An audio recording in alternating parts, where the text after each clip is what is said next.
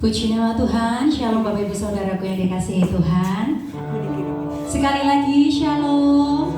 Berapa banyak engkau yang merasakan kebaikan Tuhan pada sore hari ini? Boleh berikan sorak-sorai kemuliaan buat Tuhan Yesus. Haleluya, puji Tuhan. Mari sebelum kita memulai ibadah pada sore hari ini, kita bersehati, tundukkan kepala, kita berdoa. Bapa yang baik, sungguh hati kami limpah dengan ucapan syukur Tuhan. Pada saat sore hari ini Tuhan, kami umat-Mu di tempat ini rindu memberikan korban persembahan yang terbaik, yaitu hati kami Tuhan, hanya untuk kemuliaan nama-Mu. Engkau sucikan dan kuduskan setiap kami Tuhan. Biarlah apa yang kami persembahkan ini Tuhan berkenan di hadapan Tuhan dan menyenangkan hati-Mu ya Tuhan. Terimalah setiap pujian penyembahan yang kami naikkan ini Tuhan. Biarlah menjadi wewangian yang harum di hadapan-Mu. Terima kasih Bapa, layakkan setiap kami, dan kami percaya Tuhan Engkau hadir di tengah-tengah kami. Kami percaya Engkau melawat setiap kami, Engkau menyembuhkan setiap kami ya Tuhan. Terima kasih ya Bapa, terima kasih ya Yesus. Kami siap Tuhan untuk memulai ibadah pada sore hari ini hanya di dalam nama Tuhan Yesus. Haleluya, amin. Terima kasih Tuhan.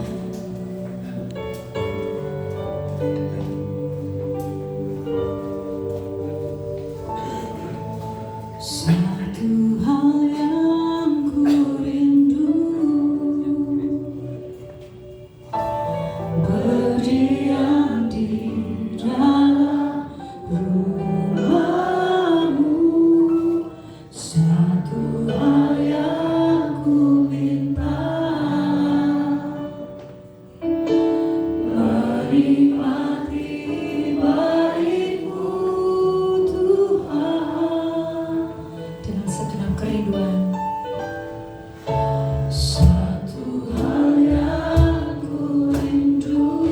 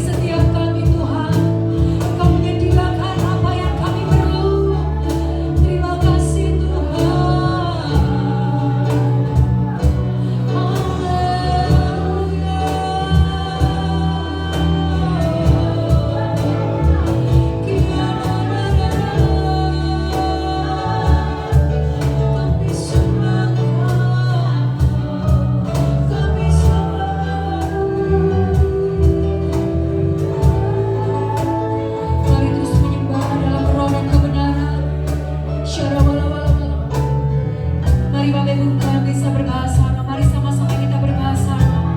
Mari bangun imanmu. Mari bangun rohmu di hadapan Tuhan pada saat sore hari ini.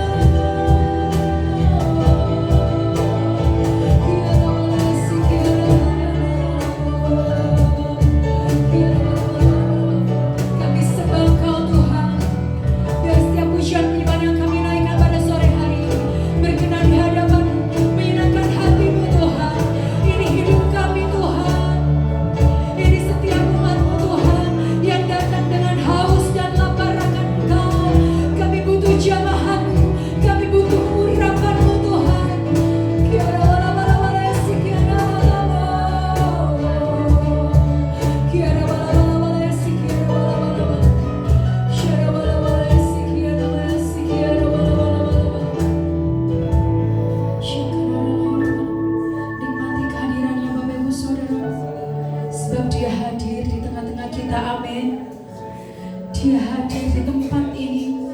Dia rindu melawat engkau dan saya. Mari perlahan Bapak Ibu Saudaraku bangkit berdiri dalam hadirat Tuhan. Mari buka kedua tanganmu, angkat tinggi ke hadapan Tuhan. Sikiara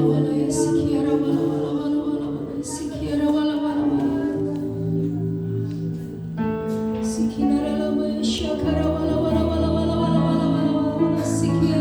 wala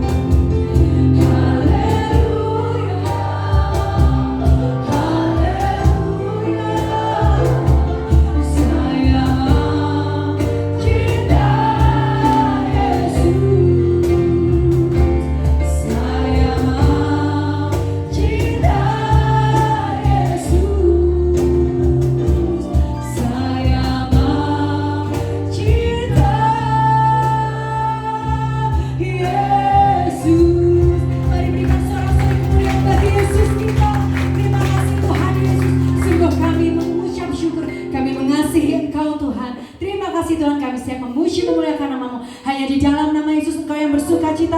Mari sama-sama katakan amin. Haleluya. Katakan pada samping kiri kananmu, Yesus kita Yesus yang baik. Amin. Haleluya.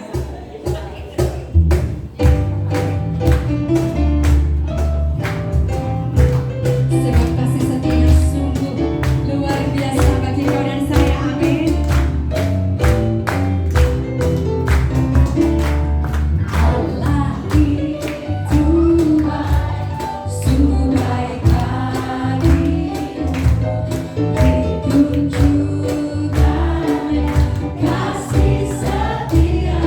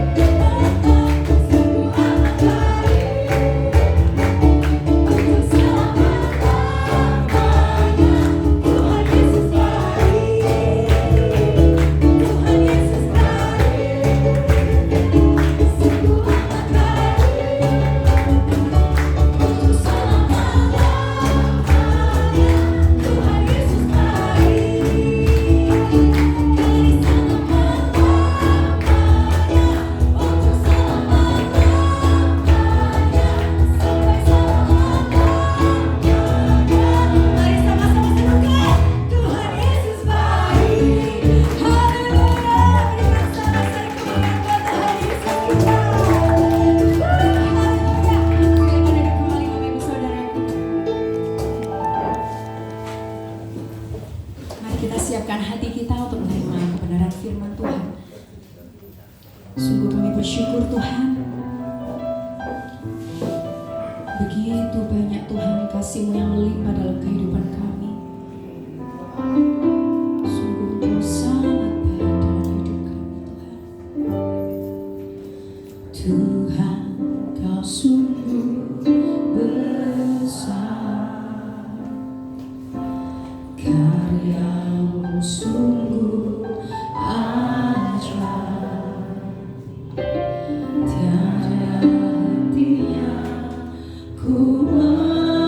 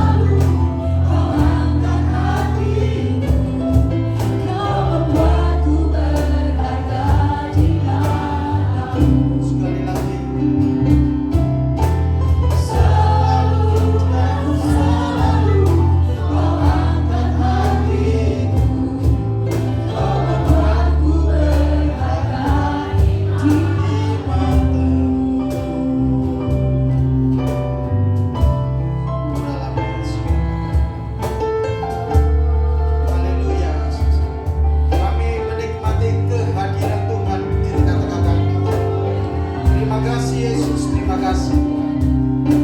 Terima kasih Yesus. Kami hormat, kami sungguh menghargai karya-Mu Tuhan di dalam hidup kami. Seumur hidup kami selalu menikmati anugerah-Mu. Ora lama ya sikapatara lama ya se. Haleluya. Terpujilah nama-Mu Tuhan. Oh, ya lama ya se. Ora lama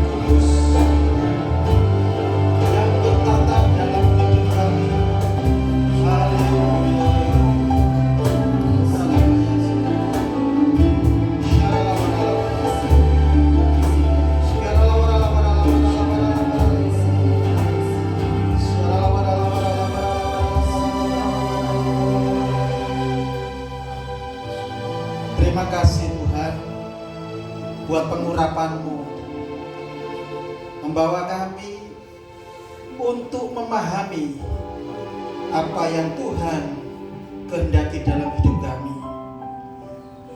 Sampaikan kepada setiap kami. Kami sambut kebenaran firman-Mu yang sanggup mengubah hidup kami, mempermuliakan Tuhan, memperkenan hati Tuhan. Di dalam Yesus Kristus yang siap mendengarkan firman Tuhan sama-sama berkata, amin. Salam. Silakan duduk saudara. Saya ucapkan selamat datang bagi yang pertama kali bersama-sama dengan kami ya di dalam persekutuan ini. Setiap hari Rabu kita lakukan jam 6 sore dan kita bersepakat Agustus sudah buka minggu sore ya jam 5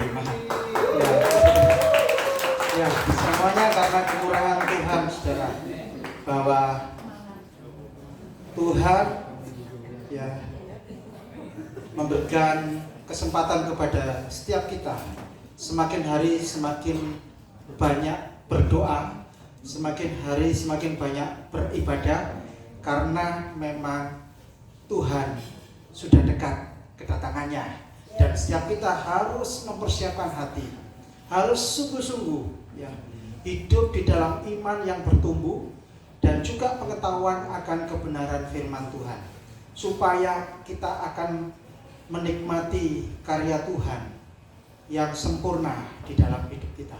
Sebab kita punya Allah itu sempurna, kudus, sempurna, dan setiap orang yang menyembah Dia dikehendaki oleh Tuhan untuk mengejar kesempurnaan.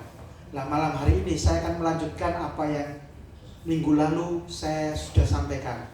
Saya review ya dari apa yang minggu yang lalu kita dengar saudara, bahwa manusia ya Adam itu diciptakan oleh Allah ya dari debu tanah. Tangan Tuhan ya berkarya sehingga dibentuklah manusia.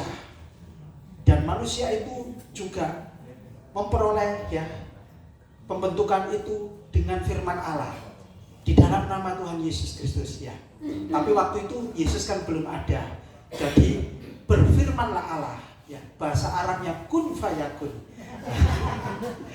Ingat masalah ya, kun fayakun ya. Maka terjadilah manusia, tapi belum ada rohnya saudara. Sudah dibentuk, sudah dibangun roh manusia, tapi roh Allah belum ada di dalam dirinya. Karena kesimpulan manusia di dalam penciptaan manusia serupa dengan Dia, serupa dengan Allah. Jadi harus lengkap, harus sempurna. Maka dihembuslah nafas Allah, yaitu roh Tuhan, roh Allah kepada manusia. Maka sempurna dia, saudara. Tapi kejatuhan dalam dosa membawa manusia kehilangan rohnya itu. Ya. Sebenarnya ya, itu kalau kita renungkan, Injil itu sudah berkarya sejak zamannya Adam. Ya, orang kan seringkali berpikir bahwa Injil itu setelah Tuhan Yesus. Ya. Orang seringkali berpikir bahwa Injil setelah Tuhan Yesus Kristus ada. Ya. Tapi sesungguhnya ya, kesempurnaan Allah itulah gambaran Injil di dalam hidup manusia, saudara. Nah, kemudian Injil diberitakan kembali dalam Galatia 3 ayat 8, itu kan diungkapkan bahwa untuk Injil itu bisa dinikmati semua bangsa, maka sebelumnya Bapak Abraham ya, yang aslinya orang Makedonia, saudara ya, bukan bangsa Yahudi ya, karena bangsa Yahudi dari keturunannya dia, dari Yakub, kemudian dari keturunan Yehuda, kemudian lahirlah bangsa Yahudi, saudara ya, bangsa Israel. Nah, kemudian di situ bahwa dikatakan surat Paulus dalam Galatia pasal yang ke-3 ayat 8 bahwa Injil diberitakan kepada Bapak Abraham, sehingga berkat-berkat yang harusnya ya itu hanya untuk Bapak Abraham, karena perjanjian antara Allah dengan Abraham, sehingga berkat itu sampailah kepada bangsa-bangsa lain, kepada kita ya. Itu karena apa? Direferensikan ya, dituliskan di dalam Galatia 3 ayat 14. Oleh karena Kristuslah, maka yang namanya berkat ya, perjanjian antara Allah dengan Bapak Abraham itu sampailah kepada semua manusia hanya karena percaya kepada Tuhan Yesus Kristus. Sebab Dia yang kemudian ya mencurahkan berkat rohnya, itu Galatia 3 ayat 14.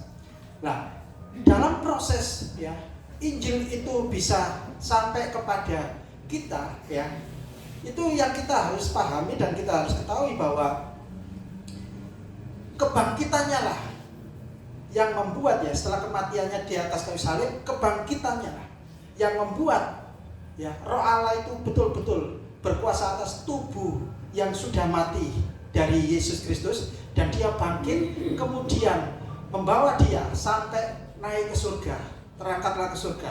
Maka Roh Kudus dicurahkan bagi kita. Lah, itulah Injil yang harus ya, berkat yang dari awalnya untuk Bapak Abraham, semua bangsa akhirnya mendapatkannya hanya oleh karena Yesus Kristus, saudara. Itu kesimpulannya. Nah, kemudian Injil kan dipalsukan. Nah, waktu dipalsukan itu memang pada akhirnya orang Yahudi tersandung semuanya untuk sangat mempercayai Tuhan Yesus itu sangat amat sulit, saudara. Sehingga apa yang terjadi, saudara? Banyak orang Yahudi yang sampai sekarang itu tidak percaya tentang Injil, tentang Yesus Kristus. Nah, akhirnya berkat itu bagi bangsa-bangsa, bagi kita semuanya, saudara. Nah, kemudian kita masuk ke dalam materi berikutnya, Matius 28 ayat 16 sampai dengan ayat yang ke-20. Ini setelah Yesus bangkit dan kemudian Yesus ya sedang ya memerintahkan muridnya untuk berada ya di Galilea, dan ke-11 murid itu berangkat ke Galilea, ke bukit yang telah ditunjukkan Yesus kepada mereka. Ayat 17, ketika melihat Dia, mereka menyembahnya, tetapi beberapa orang ragu-ragu.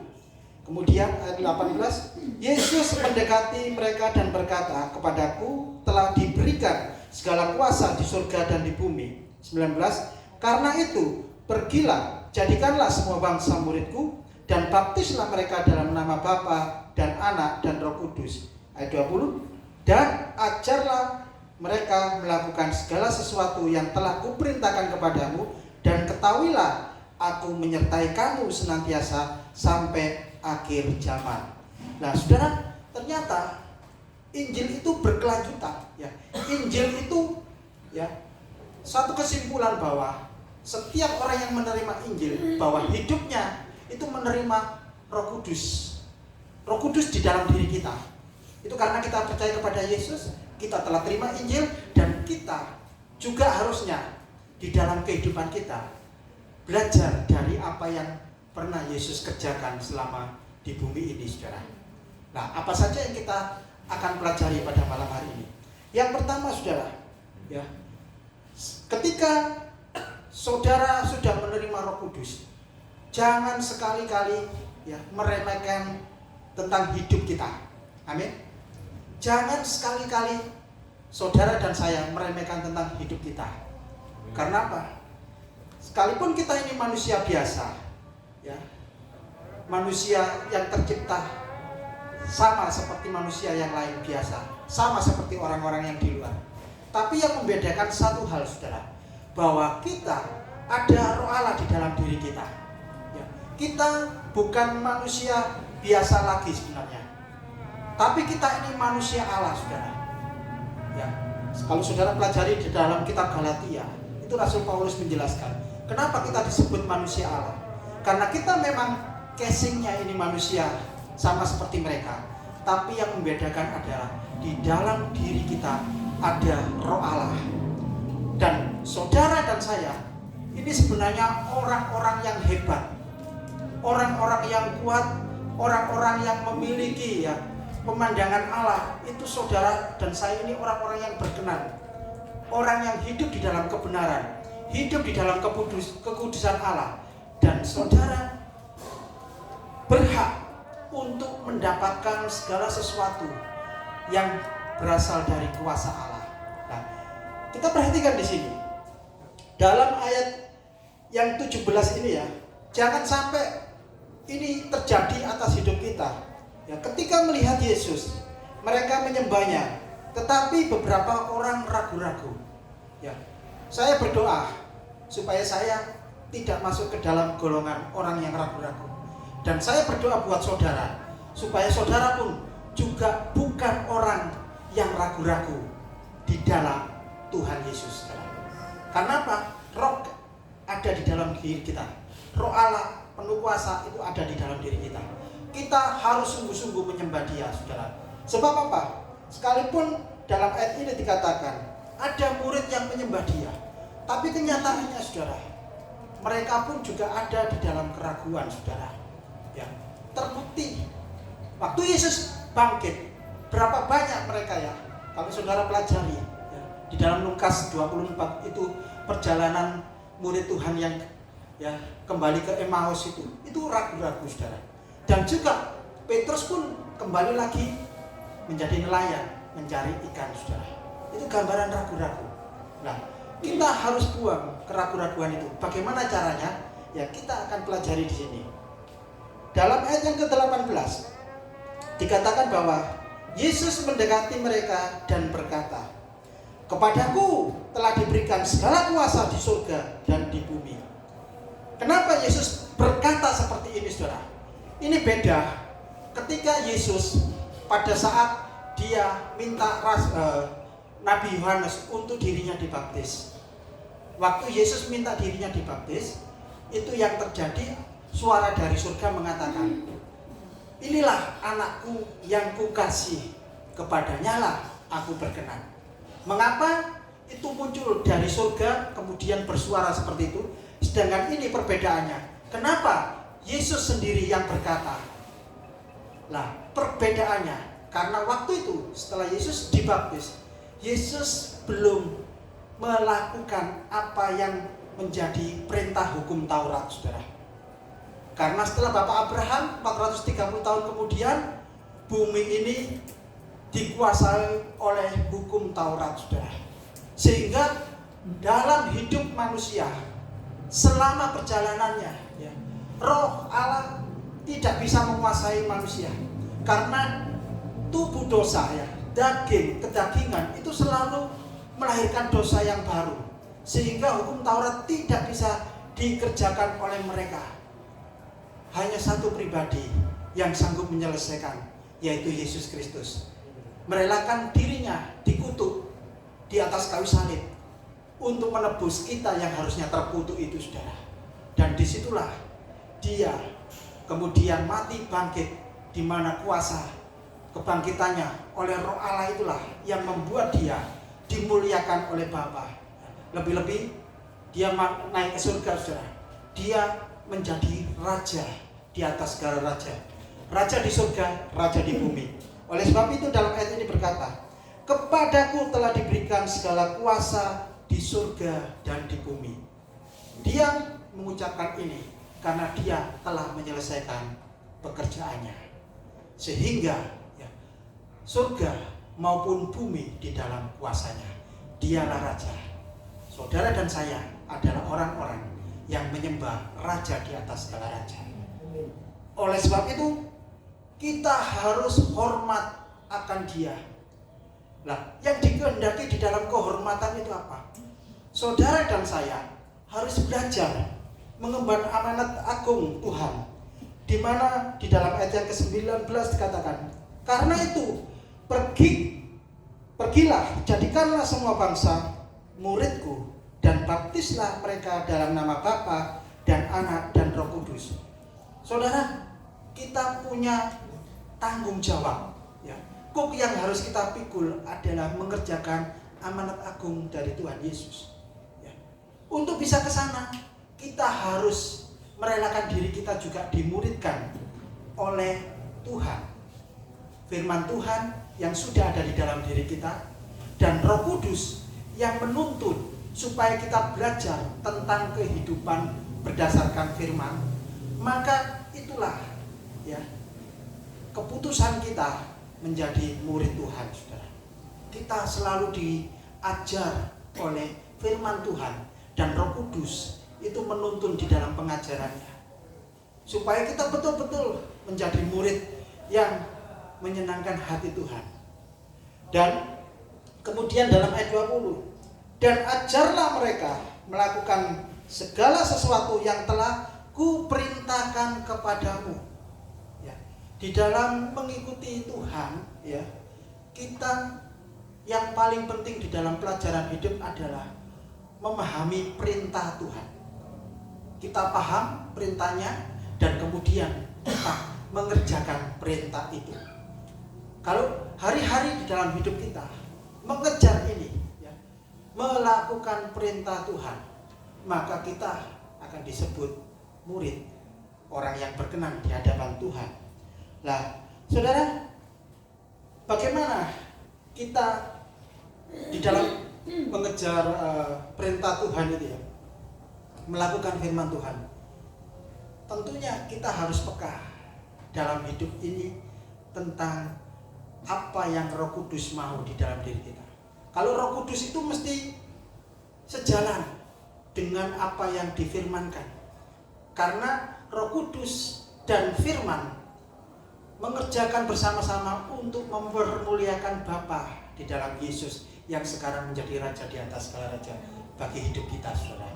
Dan oleh sebab itu, saudara, kita masuk ke dalam satu pelajaran. Apa pengajaran supaya kita itu melakukan perintahnya?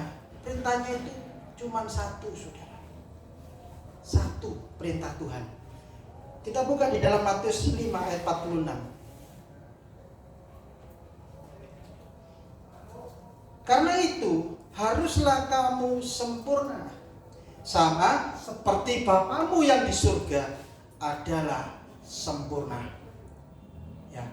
Perintah Tuhan itu kepada orang yang percaya kepada Yesus yang telah menerima Roh Kudus dan mengerjakan firman Allah, mengerjakan Injil di dalam hidupnya, yaitu mengejar kesempurnaan, saudara. Seringkali kita, ya, untuk memahami tentang hal ini mendapat teror dari iblis, saudara.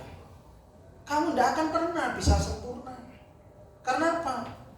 Kamu itu loh berasal dari dosa, ya, dosa keturunan. Tidak bisa sempurna. Kata siapa, saudara? Itu kata iblis. Tapi firman-Nya dengan jelas mengatakan bahwa Allah kita adalah Allah yang sempurna. Dan setiap orang yang menyembah Dia harus masuk di dalam kesempurnaan menurut, ya, dimensinya Allah, saudara. Bukan sempurna menurut dimensinya manusia. tahu Allah bahwa keberadaan kita memiliki keturunan yang berdosa, ya, dari garis keturunan yang berdosa. Tapi kutuk dosa itu sudah ditebus di atas kayu salib oleh Tuhan Yesus Kristus. Dan rohnya itu ada di dalam diri kita. Oleh sebab itu kita belajar mengejar kesempurnaan. Kalau dulu waktu perjanjian lama di dalam Imamat 19 ayat 2 itu dikatakan begini, berbicaralah kepada segenap jemaat Israel dan katakanlah kepada mereka, kuduslah kamu sebab aku Tuhan Allahmu kudus. Waktu perjanjian lama, ya, karena Kristus belum memberikan satu contoh kesempurnaan hidup, maka mereka mengertinya bahwa Allah yang dia sembah, jemaat Israel sembah, adalah Allah yang kudus. Makanya mereka mengejar sesuatu kekudusan. Tapi mereka semuanya gagal, saudara. Mengapa mereka semuanya gagal? Ya, karena mereka hidup dikuasai hawa nafsu, dikuasai daging, dan kemudian daging ini harus memenuhi segala kebutuhan, segala perintah yang ada di dalam hukum Taurat, sehingga manusia mengalami kegagalan semuanya, saudara. Tapi kita sudah beda, saudara.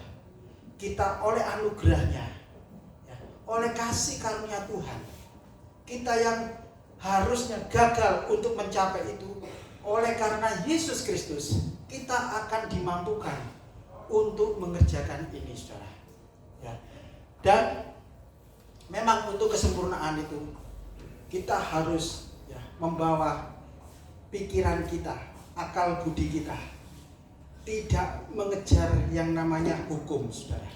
Tapi kita betul-betul, ya, ini diisi dengan pengetahuan firman Tuhan, kebenaran firman Tuhan. Tapi di dalam perjalanan hidup kita harus mau dituntun oleh Roh Kudus, saudara. Tanpa mau dituntun oleh Roh Kudus, saudara tidak akan pernah mencapai kesempurnaan. Satu contoh, ketika Yesus masih di bumi, ya, belum naik ke surga, ada orang muda kaya, saudara, ya, itu datang kepada Tuhan.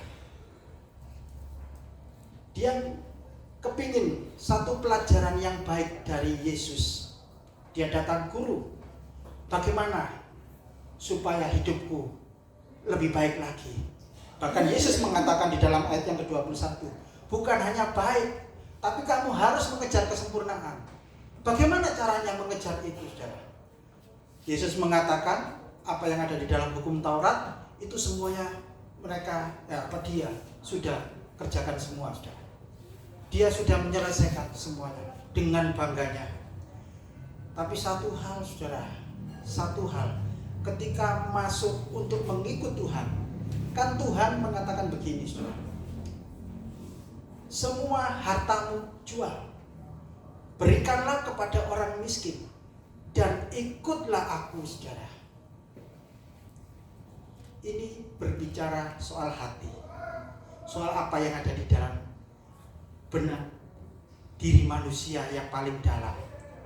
Dan pikiran manusia harus mengubah cara berpikir tentang hal ini. Dan ini sesuatu yang amat sangat mahal untuk kita kerjakan, saudara. Ya, sekolah ini, saudara, sekolah tentang mengikut Tuhan, ini kalau saya katakan sekolah Roh Kudus, ya. Perjalanan hidup kita kan tidak mengatur Roh Kudus, saudara, tapi kita ini kan diatur oleh Tuhan lewat kuasa Roh Kudus, ya, dituntun. Dan ini pembelajarannya ini amat sangat mahal, saudara. Makanya orang kaya ini, pemuda kaya ini meninggalkan Yesus, dan dia sangat kecewa tidak bisa melakukan apa yang diperintahkan oleh Allah di dalam diri Yesus saat itu. Mereka meninggalkan. Lalu bagaimana dengan kita, saudara? Kita harus bisa. Amin. Saudara kok tidak yakin gitu? Saudara dan saya harus bisa. Karena ini sebuah perintah, harus dikerjakan.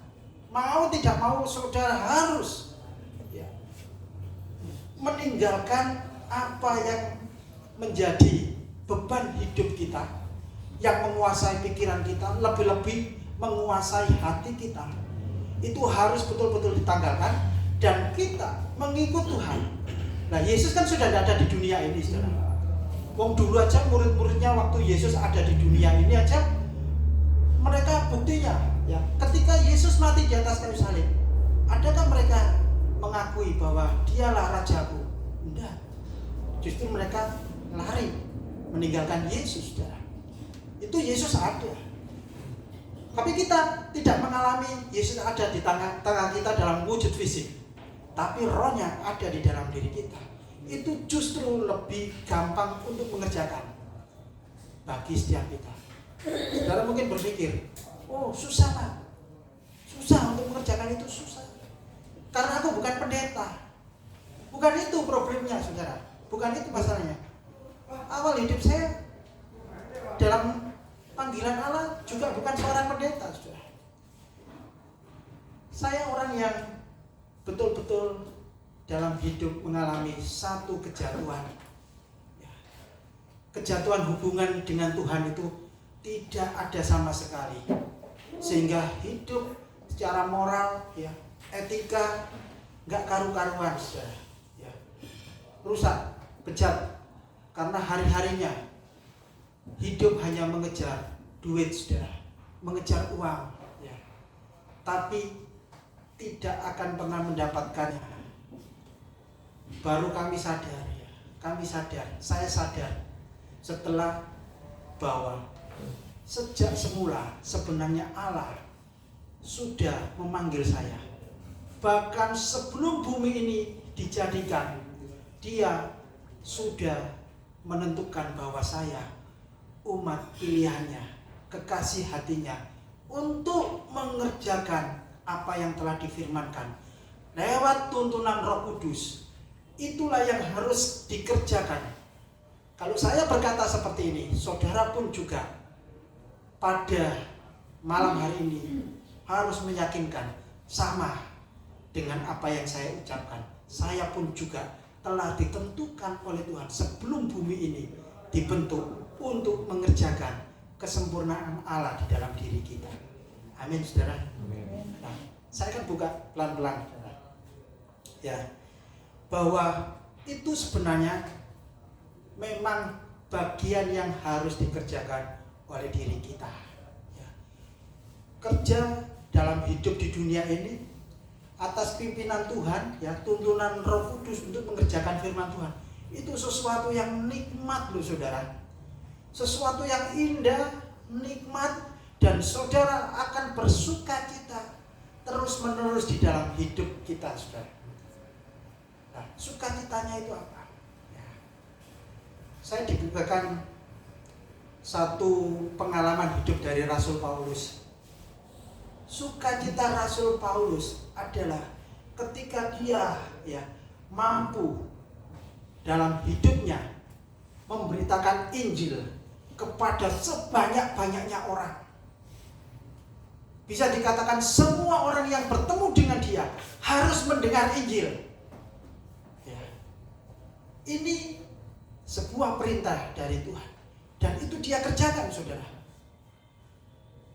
Yang menjadi pertanyaan, manusia sering gagal di dalam hidupnya dalam pemberitaan Injil kepada sesamanya. Karena apa? Karena manusia, ya, karena manusia itu tidak mau mematikan kedagingannya, tidak mau mengerjakan Roma 6 ayat 6. Bersama-sama dengan Kristus, tubuh dosa ini juga disalibkan bersama-sama dengan Kristus. Tapi Rasul Paulus itu hidupnya bersukacita karena Roh Kudus. Sekalipun, ya, 14 tahun dia belajar tentang Injil dan kemudian melakukan pekerjaan Injil, memberitakan Injil di Korintus. Setelah 14 tahun kemudian, ya, dia 2 tahun, ya, kontrak di Arab, saudara, untuk belajar Injil, saudara, untuk belajar kehidupan dari Kristus, saudara. Dan kemudian 14 tahun dia melayani Tuhan. Hanya waktu yang amat sangat sempit, ya. Bisa dikatakan 3 tahun, ya. Dia di Korintus, kemudian di Makedonia dan sekitarnya itu 1,5 tahun, dan selebihnya saudara, dia lebih banyak hidup di dalam penjara. Semua orang pada zaman itu berpikir, kalau Paulus di penjara, maka Injil tidak akan bergerak sampai ke Indonesia, sampai ke Malang ini, saudara. Ketika Paulus di penjara, justru pekerjaan Injil, perjalanan Injil semakin cepat, semakin diterima oleh manusia di seluruh bumi ini. Padahal dia hanya di dalam penjara. Kenapa dia di penjara? Karena dia berupaya, ya, pengetahuan manusia tentang kitab suci, tentang Injil itu diubah dengan kehidupan Yesus Kristus yang diangkat oleh Bapa sebagai Raja di atas segala raja itu. Itu yang susah untuk diterima oleh mereka zaman itu. Karena apa? Orang-orang Yahudi itu lebih suka dijajah oleh orang-orang Romawi, saudara. Karena apa? Terutama mahkamah agama, ahli Taurat dan orang-orang Farisi suka dengan uang yang selalu dikucurkan oleh tentara Romawi, saudara, kepada mereka. Dan mereka sudah disetting, rajanya adalah raja dari Romawi. Nah, sementara Paulus di dalam pemberitaannya untuk umat yang percaya kepada Yesus beroleh kelepasan, sebab raja yang sesungguhnya, yaitu Yesus, raja di surga dan raja di bumi, yang memberikan pembebasan seluruh umat itu, ditolak oleh mereka, saudara. Maka yang terjadi, Paulus harus masuk penjara sampai pada akhir hidupnya, saudara. Tapi kuasa Injil luar biasa, karena Rasul Paulus hidup mau menang atas kedagingannya. Hidupnya sepenuhnya dikuasai oleh Roh Kudus, karena dia menjadi saksi Kristus yang juga dalam kehidupannya melakukan hal yang sama. Dia, dagingnya, tubuh dosa dari Rasul Paulus harus mati, supaya dia juga menggenapi apa yang Yesus sudah nyatakan di dalam kehidupannya, saudara. Nah, apa yang harus kita kerjakan dalam hal ini? Kita masuk untuk diri kita. Mazmur pasal yang ke-8 ayat 5 dan 6. Namun engkau telah membuatnya hampir sama seperti Allah, dan telah memakotainya dengan kemuliaan dan hormat. Ayat 6. Engkau membuat dia berkuasa atas buatan tanganmu, segala-galanya telah kau letakkan di bawah kakinya. Ini rahasia juga buat hidup kita. Ini pemazmur Daud menuliskan bagaimana dia itu dalam hidupnya diangkat oleh Tuhan sebagai raja, karena dia melewati suatu proses. Tuhan telah mengurapinya, tapi untuk sampai kepada satu posisi dia diangkat menjadi raja, berkuasa atas semua apa yang dikendalikan, dikuasai oleh dia. Bagaimana caranya? Kuncinya ada di dalam ayat yang ke-6, bahwa engkau membuat dia, yaitu membuat manusia, berkuasa atas buatan tanganmu.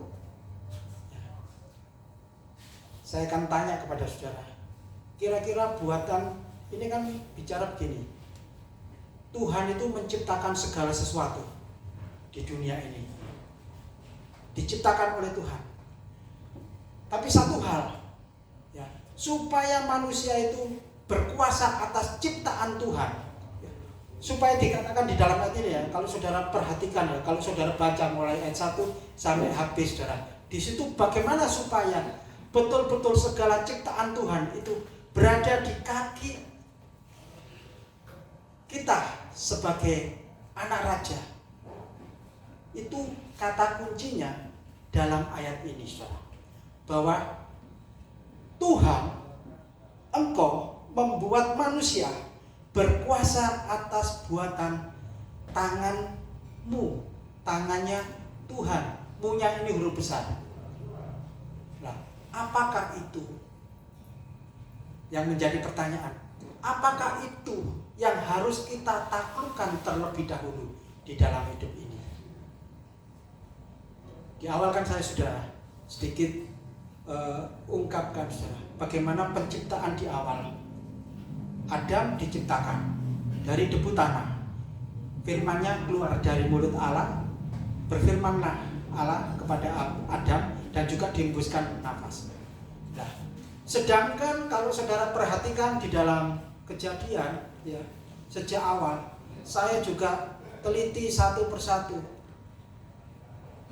Tidak ada yang diciptakan Allah lewat buatan tangan Tuhan, saudara, kecuali manusia, kecuali daging manusia, kecuali tubuh manusia. Ayo, apa saja? Menciptakan cakrawala, Tuhan berfirman, maka terciptalah. Menciptakan binatang, Tuhan berfirman, maka terjadilah apa yang Dia ucapkan binatang, saudara. Tapi untuk manusia, kita perhatikan bahwa ada tangan Tuhan yang berkarya buat daging manusia itu, saudara. Dan di sini, ya, kalau kita perhatikan, setelah memperoleh mahkota dari Tuhan, ya, dan kemudian Allah mengembalikan manusia kepada posisi yang hampir sama seperti Allah. Penciptaan semula kan dikatakan bahwa manusia menciptakan Allah menciptakan manusia segambar dengan Dia. Nah, ini kan satu gambaran bahwa itu semuanya dikembalikan bagi orang yang sudah percaya kepada Yesus, sama seperti Daud waktu itu percaya kepada Allah, sama seperti leluhurnya Bapak Abraham yang percaya kepada Allah. Dia dimahkotai oleh Allah dengan segala kuasa.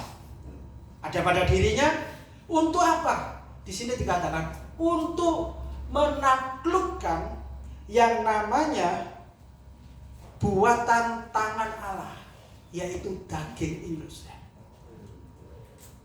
Satu-satunya di kitab Kejadian yang saya teliti, ya, buatan tangan Allah itu cuma satu, daging manusia. Semuanya tercipta oleh firman, saudara. Tapi ini digambarkan di sini oleh buatan Dia.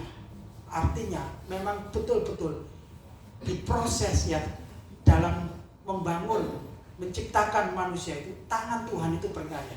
Lah di sini, ya, buatan tanganmu, yaitu dagingnya manusia, ini kita diperintahkan untuk menguasai, saudara, untuk berkuasa atas daging ini, saudara.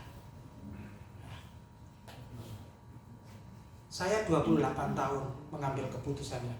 Waktu itu umur 27, ya. Sepenuhnya hidupku saya gantungkan kepada Tuhan. Bukan sesuatu yang gampang. Saya menjalani hidup 28 tahun belajar dari betul-betul, ya. Saya semula, ya, kepingin sekolah Alkitab dengan satu maksud tujuan, supaya saya betul-betul paham tentang Alkitab, tentang tulisan yang ada di kitab. Saya ingin mengejar itu. Tapi maksud Tuhan lain, saudara. Saya kuliah hanya menjalani 2 tahun. Kemudian waktu pendeta dari Korea Selatan itu ngisi doa puasa dan doa malam di Manyar. Waktu doa puasa itu pendeta dari Korea Selatan, ya, dari kelompoknya Yong Hijo itu datang ke Manyar. mimpin ibadah dan bernubuat. Kalau Indonesia ingin diberkati Tuhan, jiwa-jiwa banyak dimenangkan, harus ada orang yang mau dikirim ke Madura dan ke Aceh ya, saat itu. Saya tidak sadar waktu mendengar itu, bangkit berdiri maju ke depan, dikeroyok sama hamba-hamba Tuhan, didoakan pergi ke Madura, pergi ke Madura, pergi saudara ke Madura. Waktu sudah mau berangkat ya, keluar dari gereja setelah selesai doa malam, keluar dari gereja, kemudian saya kembali lagi ke Om Alek yang mendoakan saya. Om, saya ini kuliahnya belum lulus ya, gitu. Karena masih 2 tahun. Maksud daging saya, saudara, maksud ini, kehendak daging ini, lek situ dibatalkan gitu loh saudara. Kalau bisa dibatalkan. Karena apa? Mulai waktu mau berangkat ya, sudah mau keluar dari pintu gereja itu mikir yang pertama, di Madura aku tidak punya saudara. Terus nanti di sana bagaimana saya menghidupi diri saya? Bagaimana dengan diri saya kalau di sana tidak punya saudara, tidak punya teman, tidak punya siapa-siapa? Saya nego kembali kepada Om Alek. Ditunda dulu Om, tidak bisa. Marah dia. Pergi, saudara. Waktu mau pergi berpikir juga sebagai manusia hidup dalam daging. Berpikir begini, mendoakan dok, kata sangoni, ya apa caranya budal, gitu. Bagaimana caranya supaya bisa berangkat ke sana? Waktu berpikir seperti itu, saudara, ya tiba-tiba Om Chris Da Costa itu yang pernah khotbah di sini, yang tua itu kemarin itu, manggil saya masuk ke kantornya, saudara. Ayo, saya dikasih uang 100.000 untuk pergi ke Madura. Saya sendiri nggak tahu ongkos perjalanannya berapa, sampai ke Sumenep itu berapa, saya nggak tahu, saudara. Belum pernah ke sana, saudara. Terus mau berangkat, mau, saudara. Sebenarnya daging ini tidak mau. Wah, kalau kita pikir-pikir ya, enakan pelayanan di Surabaya, main musik, ya, kemudian jadi WL, itu saja, ya. Selama saya mengerjakan itu, selama kuliah sambil mengerjakan itu, bisa makan itu enak-enak terus, saudara. Ya. Dapat uang, ya. Tapi ini di Madura tidak ada siapa-siapa. Itu sekolah dasar, saudara. Ya. Sekolah Roh Kudus yang paling dasar sekali. Akhirnya melangkah.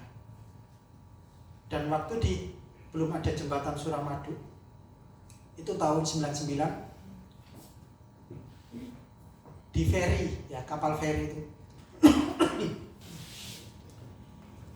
Kok iya ada orang, saudara, kan saya ini sukanya potongan cepak begini, saudara. Nah, kemudian di ferry itu ada orang menawarkan begini, Bapak ikut sama mobil saya L sampai L300,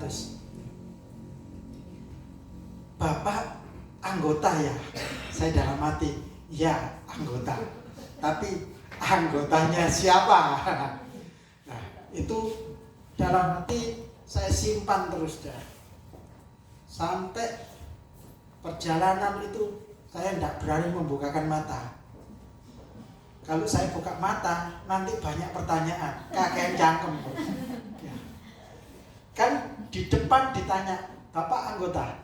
Ya, saya ngomong anggota Kristus kan sama saja, saudara. Tapi dalam hati. Perjalanan itu saya tidur, sampailah ke Sampang, ya, sampailah di Sampang, dia ngajak saya makan, saudara.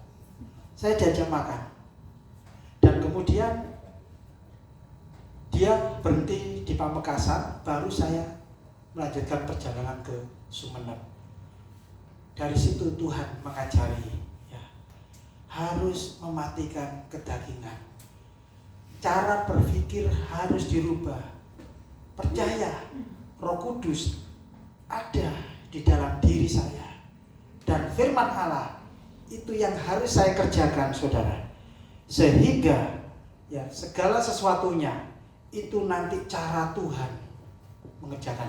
Itu masih perjalanan dasar, sekolah Roh Kudus yang paling dasar itu, saudara.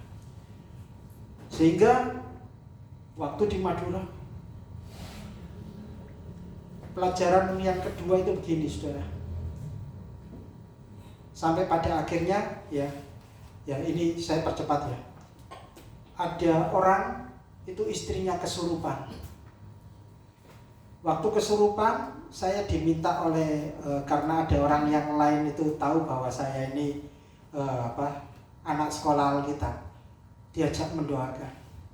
Saya doakan istrinya yang kesurupan itu. Setelah saya doakan, dia mendelik, saudara, ya, matanya melotot kepada saya. Terus kemudian ya mau menerkam saya ini. Nah, saya waktu itu belum punya pengalaman tentang menengking ya roh jahat di dalam diri seseorang, saudara. Wih, saya mau ditengking, ya. Saya juga mendelik, saudara, sambil berjaga-jaga, kuat-kuatan gitu. Nah, waktu itu kan tidak punya pengalaman, ya, belum punya pengalaman sama sekali. Tapi pada akhirnya ya Tuhan memberikan kemenangan ya. Dia akhirnya lemas dan kemudian sadar. Setelah sadar dia ngomong gini, saya tidak mau menempati rumah ini. Kasihkan ke dia, maksudnya untuk ditempati, bukan dikasihkan, diberikan kepada saya. Akhirnya rumah itu saya tempati, saudara. 2 tahun saya menempati rumah itu dengan cara yang sebenarnya tidak masuk akal, saudara. Dan di situ kami melayani. Pembelajaran percaya, ya. Matikan kedagingan, segala keinginan ini, keinginan untuk kembali ke Surabaya, ini saya berusaha bunuh, saudara. Itu pembelajaran ya, menaklukkan buatan tangan Tuhan, yaitu daging. Nah, kemudian perjalanan sampailah sekarang ini. Saya bisa ke Malang, saudara. Ya. Saudara berpikir bahwa saya di Malang untuk sesuatu yang mengenakan daging? Tidak, saudara. Ini masuk ke dalam satu dimensi.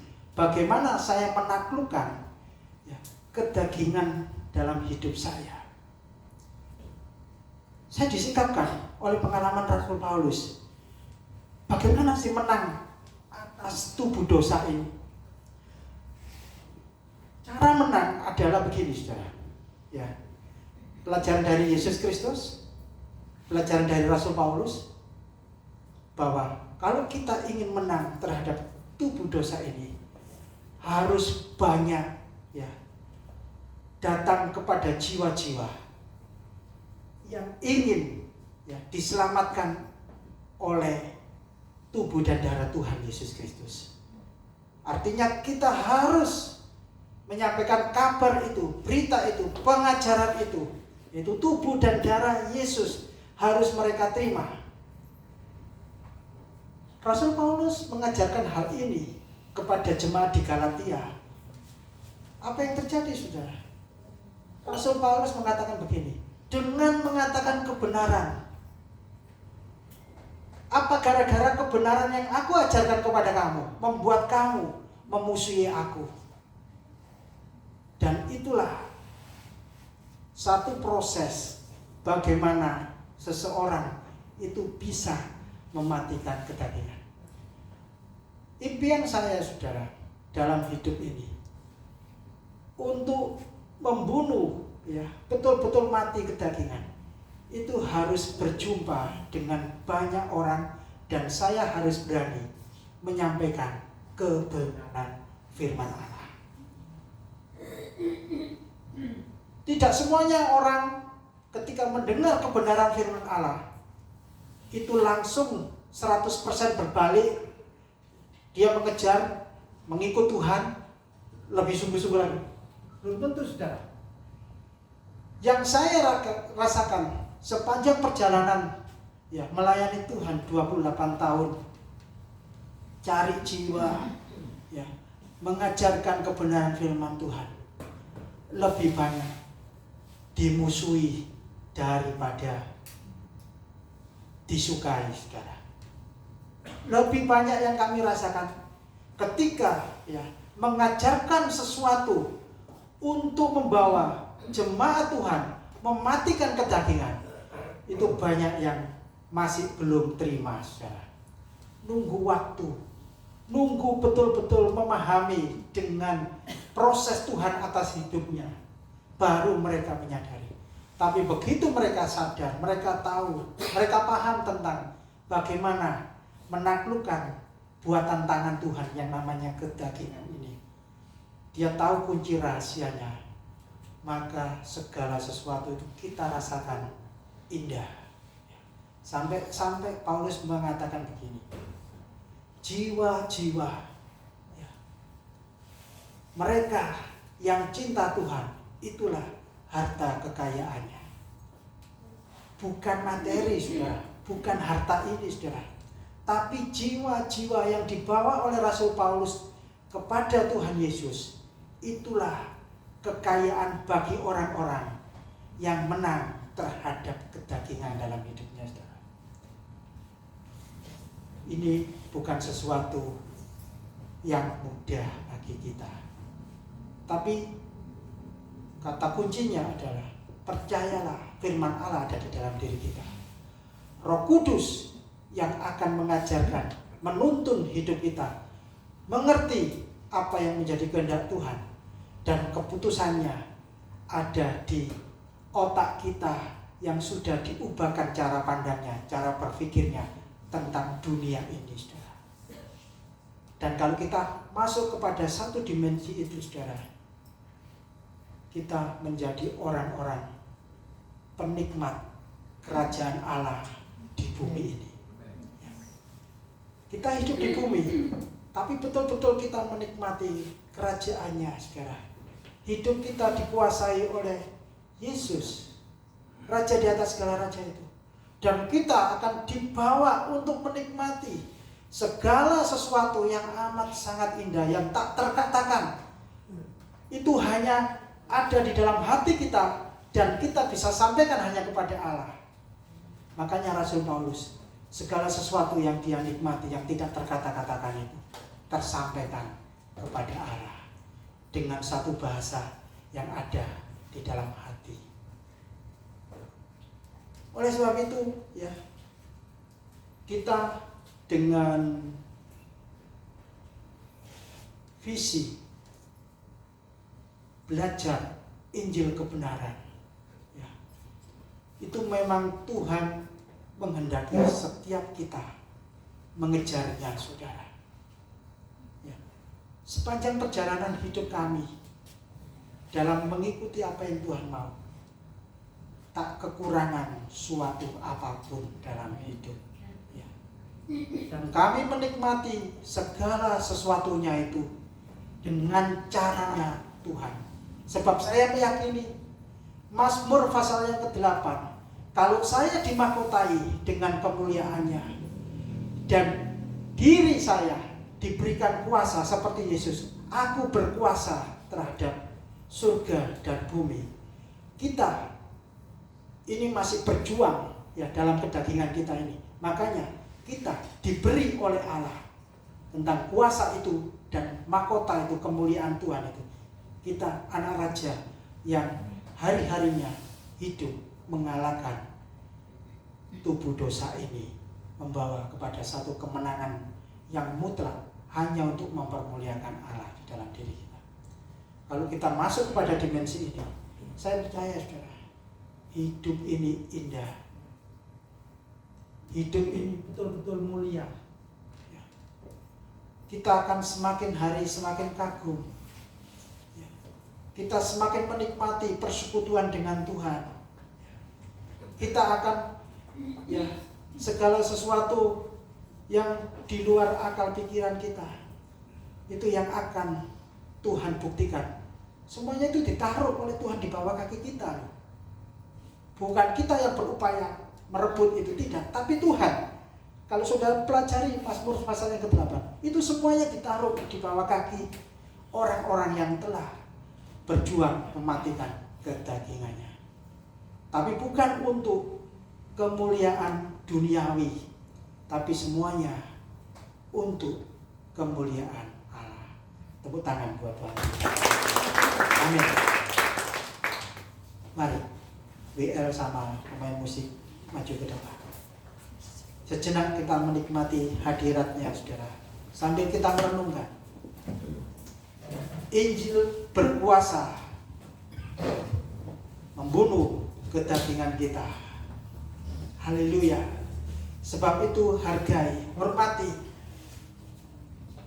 apa yang sudah Tuhan kerjakan di dalam hidup kita. Haleluya Yesus. Haleluya Yesus.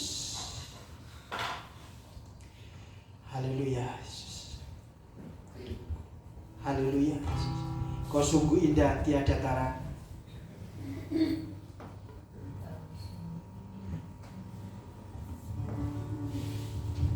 Kau sungguh indah tiada taranya,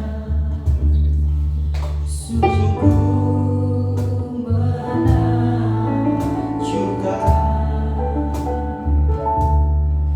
sungguh wajah-Mu dimengerti, lebih dari semua yang ada. Hikmat-Mu tiada terselali, kasih-Mu dalam tak terduga. Kau sungguh indah tiada taranya, mulia dan berkuasa. Ku kagum hormat akan Engkau, ku kagum hormat akan Engkau. Kau Allah yang layak dipuji, ku kagum akan Engkau. Saudara, kalau di tengah-tengah kehidupan kita muncul persoalan dari orang-orang terdekat kita, kita harus meyakini bahwa itu sebagai cara Allah untuk membantu kita menyalibkan kedagingan kita, saudara. Bukan hanya sekedar kita digesek, tapi kita harus meyakini Dialah yang dipakai untuk menggantungkan kedagingan saya bersama-sama dengan Kristus di atas kayu salib. Ketika kita memiliki cara pandang seperti itu, kita akan menjadi orang-orang yang mampu menang terhadap buatan tangan Allah, yaitu tubuh dosa ini. Haleluya. Ku kagum hormat akan Engkau, ku kagum hormat akan Engkau. Kau Allah yang layak dipuji, ku kagum akan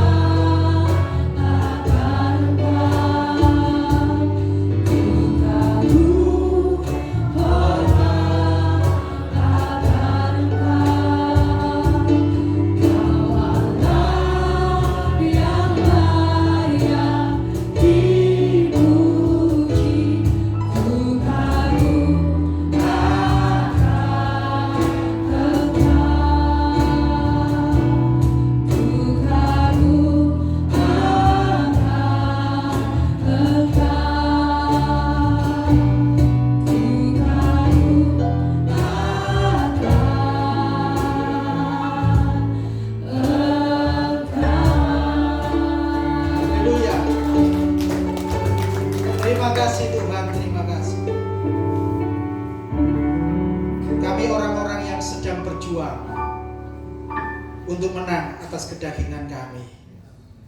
Sebab mahkota yang akan diberikan kepada orang-orang yang menang, mahkota kehidupan dan mahkota kemuliaan.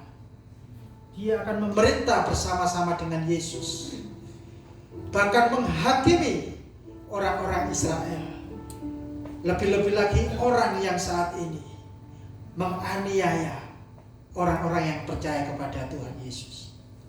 Sebab itu Tuhan, perjuangan kami dengan disaksikan oleh para saksi-saksi iman yang telah mati lebih dahulu, yang telah menjadi malaikat, memberikan spirit, memberikan semangat kepada kami untuk menang dalam perjuangan hidup kami. Terima kasih Yesus, berkaryalah atas kami dalam Yesus Kristus, yang beroleh berkat dari Tuhan sama-sama berkata amin. Puji nama Tuhan, berapa banyak yang diberkati oleh firman pada malam hari ini. Boleh lambaikan tangan Bapak Ibu Saudaraku. Puji nama Tuhan, terima kasih untuk hambanya yang telah menyampaikan kebenaran firman Tuhan. Dan tiba saatnya pada malam hari ini kita akan memberikan korban persembahan. Mari kita tundukkan kepala, bersatu kita berdoa. Bapa yang baik, sungguh kami bersyukur Tuhan buat firman yang telah kami dengar. Biarlah Tuhan kami menjadi pelaku firman yang berkenan di hadapan Tuhan dan menyenangkan hati Tuhan selalu. Dan tiba saatnya Tuhan kami akan memberikan korban persembahan. Biarlah Tuhan kiranya Engkau yang menyucikan, menguduskan persembahan kami, dan Engkau memberkati setiap umat-Mu, jemaat-Mu yang telah memberikan persembahan. Hanya di dalam nama Tuhan Yesus Kristus. Haleluya. Amin.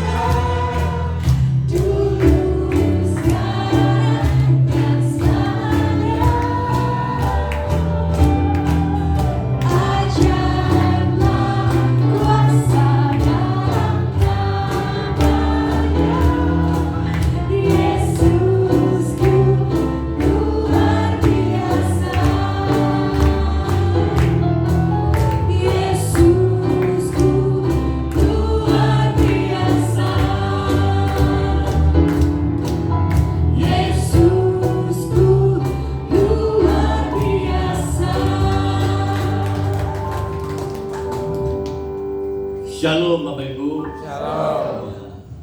Terima kasih atas persembahannya, ya. Dan khususnya buat hambanya yang sudah membagikan firman, Pak Agus, terima kasih. Biar hambanya ini selalu menjadi terang kemuliaan Tuhan dimanapun ya berada. Bapak Ibu, sekali lagi kita ini bersyukur ya. Kalau mulai tanggal 3 April nanti, hari Minggu, kita Agustus.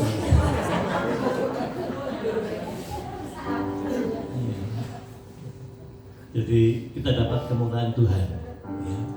Kita diperkenan untuk melakukan ibadah di hari Minggu mulai tanggal 3 Agustus jam 5 sore.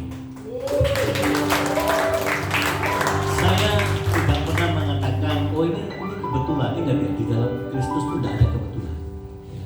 Semua ada maksud-maksud Tuhan. Jadi kalau kita ibadah nanti Minggu jam 5 sore, tengah minggunya Rabu tetap kita jalan, ya. Cuman mungkin ada sedikit penekanan ya, ada sedikit perbedaan penekanan. Nah, Nah, saudara jadi boleh hadir di Minggu jam 5 sore, atau kalau ada tengah minggu juga berkesempatan, saya persilakan untuk tetap hadir di Rebo. Ya, sekali lagi ini kemurahan Tuhan. Ya. Tidak pernah terpikir sebelumnya. Kita akan membuka peristiwa doa di tengah-tengah minggu. Ya. Tapi dalam perjalanan itu, ya ini satu opportunity baik. Ya. Diberi kesempatan untuk dibuka minggu, dan pemilik tempat juga senang itu tidak ya, kan tidak keberatan ya. Dengan senang tempat ini dipersembahkan buat Tuhan ya. Nah saudara,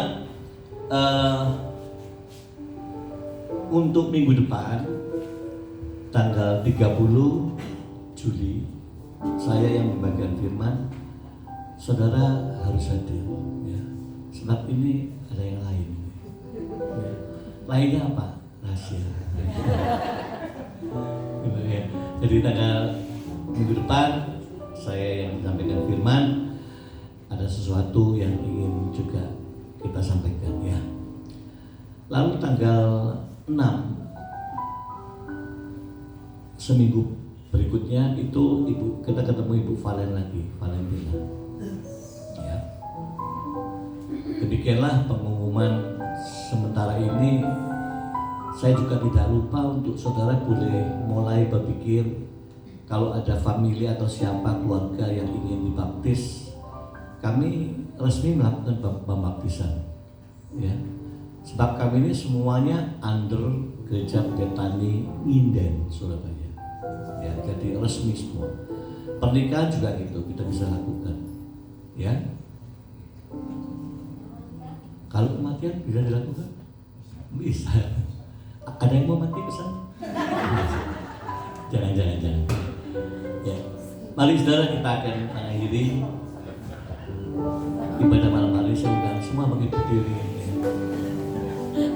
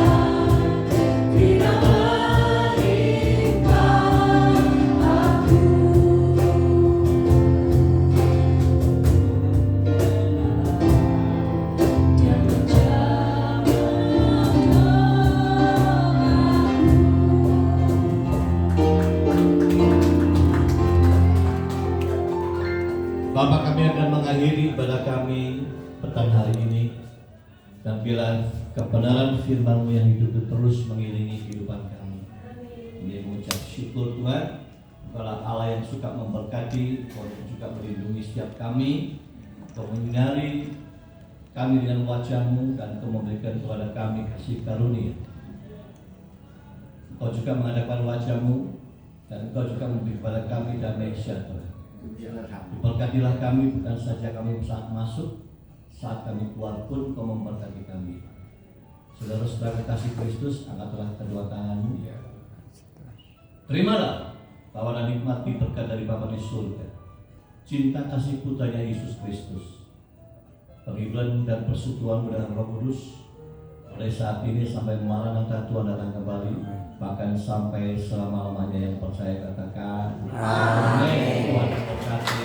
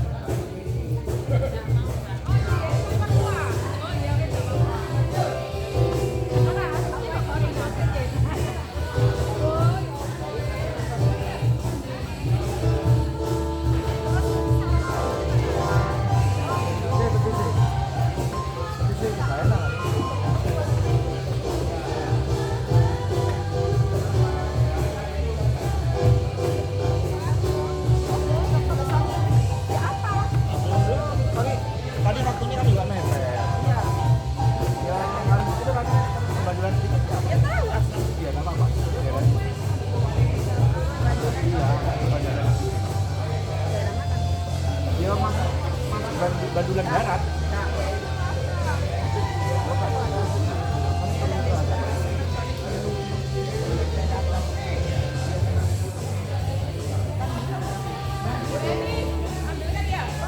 Besok mana sih ada jadi berapa hari ke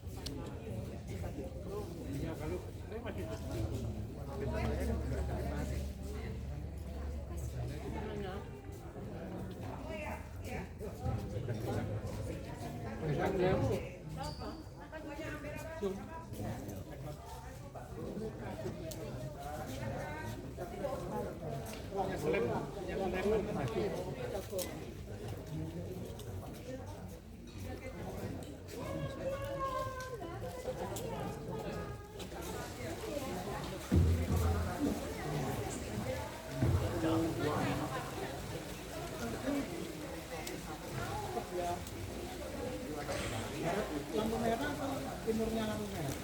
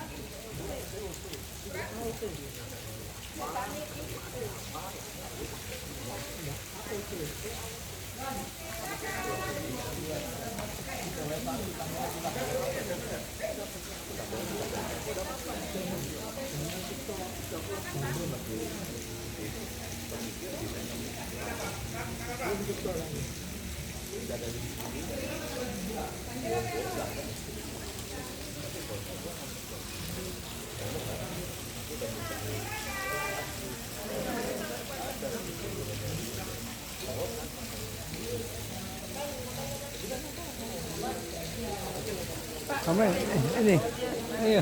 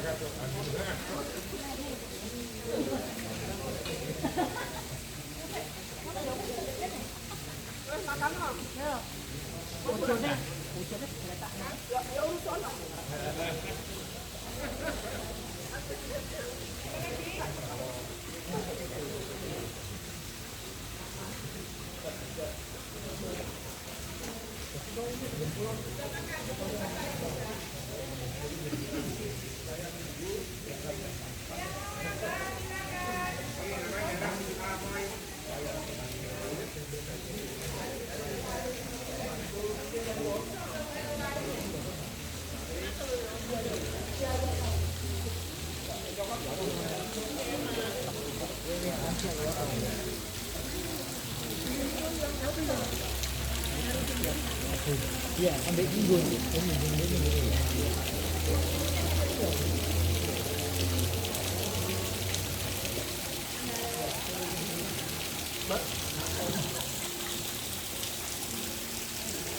Kenapa?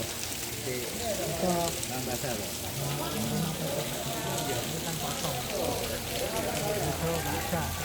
Oh iya sih, oh iya. Sudah lah.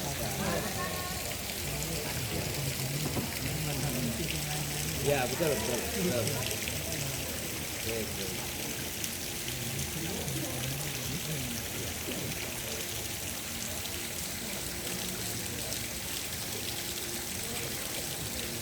BMS dari mulai masuk di ikan aku ikan ayu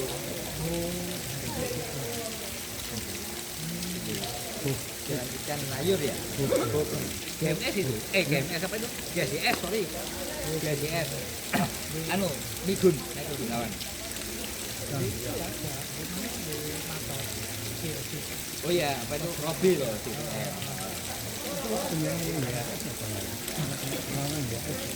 oh bukan mereka lawan dia pembicara Oh, punya yang luar biasa. Tahu, kenal lo ya kali. Oh, kenal lo ya, Bi. Kenal.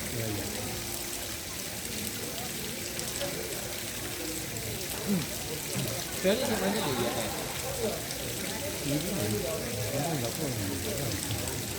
Rumah ini kok keluar? Kamar di Betani, keluar, FBSB, kembali IAS, rumah ini.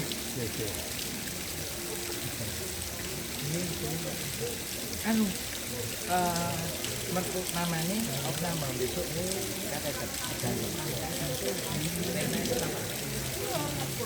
terserah apa itu? Babuya apa nih? Baru tadi ini masuk nama jam 4 sore.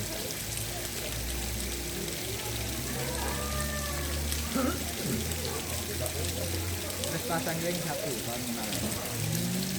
Tahun ini lebih. Mama nggak apa-apa. Kalau kondisi pasiennya semuanya sekarang tadi Indonesia